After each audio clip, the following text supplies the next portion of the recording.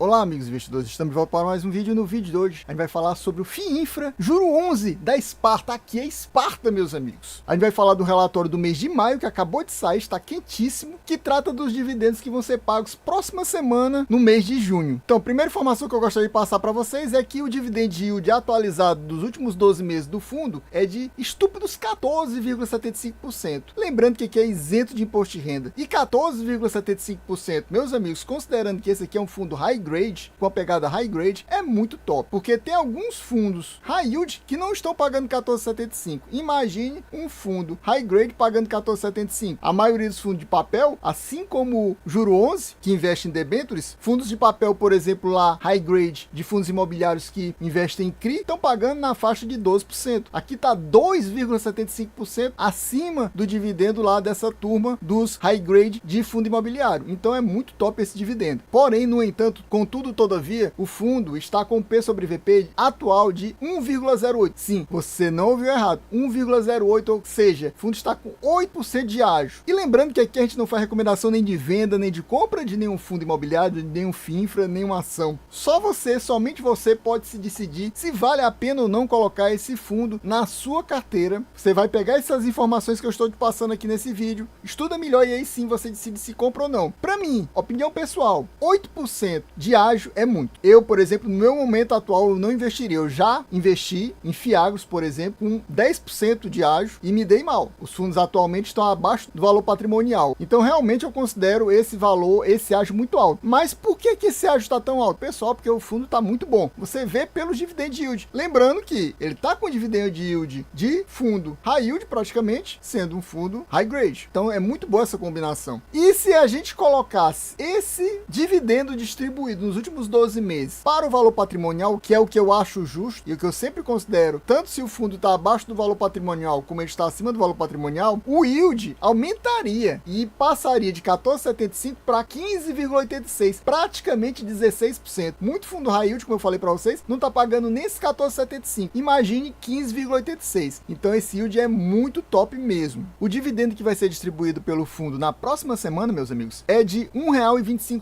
Novamente, o valor igual aos últimos 2 meses, e esse valor, em termos de yield do mês, é equivalente a 1,14%. 1,14%, meus amigos, é o yield distribuído no último mês, por exemplo, pelos fundos high yield. O fundo high yield estava distribuindo entre 1,10% de yield a 1,20% de yield, e ele distribuindo 1,14% de yield no mês, sendo um fundo high grade. Mais uma vez, um retorno top. Passando aqui para a leitura do relatório propriamente dito do mês de maio, que trata dos dividendos que vão ser pagos agora no mês de junho. A gente vê que nos últimos meses, como eu falei para vocês, o fundo distribuiu R$ 1,25. O pagamento desse mês de junho vai ser no dia 14, próxima sexta-feira. Você vê que nos últimos 6 meses, com exceção desses 2 meses aqui, ele distribuiu um dividendo muito bom. 1,25 ou 1,50 é muito bom para um fundo de base 100. O valor patrimonial da cota no finalzinho do mês passado, uma semana atrás, estava R$ 102,26, ou seja, ele está com R$ 2,26 acima dos R$ 100.